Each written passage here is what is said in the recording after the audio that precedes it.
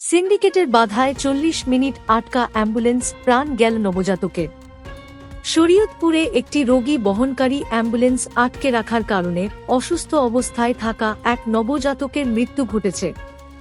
অভিযোগ উঠেছে, শরীয়তপুরের অ্যাম্বুলেন্স চালক সিন্ডিকেটের কারণে দীর্ঘ সময় আটকে থাকার ফলে এই ঘটনা ঘটেছে। দ্রুত অভিযুক্তদের আইনের আওতায় আনার দাবি ভুক্তভোগীর স্বজনদের। রোগীর স্বজন এবং পুলিশ সূত্রে জানা যায়, ডামুড্ডা উপজেলার কনেশ্বর এলাকার নূর হোসেন সর্দারের স্ত্রী রুমা বেগম সন্তান সম্ভবা ছিলেন। ১৪ আগস্ট বৃহস্পতিবার দুপুরে প্রসব বেদনা শুরু হলে তাকে জেলার নিউ মেট্রো ক্লিনিক নামের একটি বেসরকারি হাসপাতালে ভর্তি করা হয়। সেখানে সিজারিয়ান অপারেশনের মাধ্যমে তার একটি ফুটফুটে ছেলে সন্তান জন্ম নেয়। তবে জন্মের পর থেকেই শিশুটি কিছুটা ঠান্ডার সমস্যায় ভুগছিল। হাসপাতালের চিকিৎসক পরামর্শ দেন শিশুটিকে ঢাকায় উন্নত চিকিৎসার জন্য নেয়ার। পরিবারের লোকজন তখন ঢাকাগামী একটি অ্যাম্বুলেন্স ৫,০০০ টাকায় ভাড়া করেন। সন্ধ্যায় অ্যাম্বুলেন্স নিয়ে ঢাকার উদ্দেশ্যে যাত্রা শুরু করলে স্থানীয় দুই ব্যক্তি, অ্যাম্বুলেন্স চালক সবুজ দেওয়ান ও আবু তাহের দেওয়ান, গাড়িটির গতিরোধ করেন। তারা অন্য কোনো অ্যাম্বুলেন্সকে ঢাকায় যেতে দিতে রাজি ছিলেন না।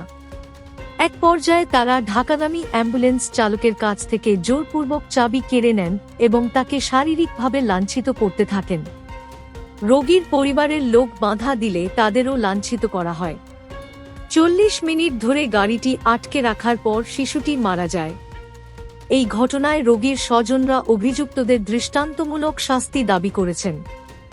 রোগীর স্বজন রানু আক্তার বলেন, আমরা তাদের অনেকবার অনুরোধ করেছিলাম গাড়িটিকে ছাড়ার জন্য, কিন্তু তারা আমাদের কথা শুনেনি।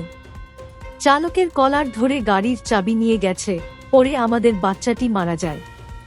ওদের সিন্ডিকেটের জন্যই আমাদের সঙ্গে এমন ঘটনা ঘটেছে। আমরা তাদের দৃষ্টান্তমূলক বিচার চাই। মারা যাওয়া শিশুটির নানী শেফালি বেগম বলেন, আমার নাতিকে ঢাকায় নিতে পারলে বেঁচে যেত। ওরা আমার নাতিকে বাঁচতে দেননি। ওদের জোড়া জুড়িতে আমার নাতির মুখ থেকে অক্সিজেন খুলে গেছে। আমি চাই ওদের বিচার হোক। ঢাকার অ্যাম্বুলেন্স চালক মোশাররফ মিয়া জানান, আমি ঢাকা ট্রিপ শেষে শরীয়তপুরে এসেছিলাম। হাসপাতালের পাশে গাড়ি দাঁড় করাই। রোগীর পরিবার আমাকে ৫,০০০ টাকায় ভাড়া করে। শিশুটির অবস্থা খারাপ হওয়ায় দ্রুত গাড়ি চালাই। তখন কয়েকজন এসে আমাকে জোর করে গাড়ি থেকে নামিয়ে চাবি কেড়ে নেয়। আমি অনুরোধ করলেও তারা ছাড়েনি। এক পর্যায়ে আমি বলি, আপনারাই পেশেন্ট নিয়ে যান, কিন্তু পেশেন্টের লোক আমাকেই গাড়ি দিয়ে যেতে বলছিল। পরে তারা আমাকে না ছাড়ায় বাচ্চাটা গাড়িতেই মারা যায়। ঘটনার পর দুই স্থানীয় অ্যাম্বুলেন্স চালক ঘটনাস্থল থেকে পালিয়ে যান। পালং মডেল থানার ভারপ্রাপ্ত কর্মকর্তা ওসি হেলাল উদ্দিন বলেন, আমরা বিষয়টি জানি। ভুক্তভোগী পরিবারের অভিযোগের ভিত্তিতে পরবর্তী ব্যবস্থা গ্রহণ করা হবে। অপরাধীদের দ্রুত আইনের আওতায় আনা হবে।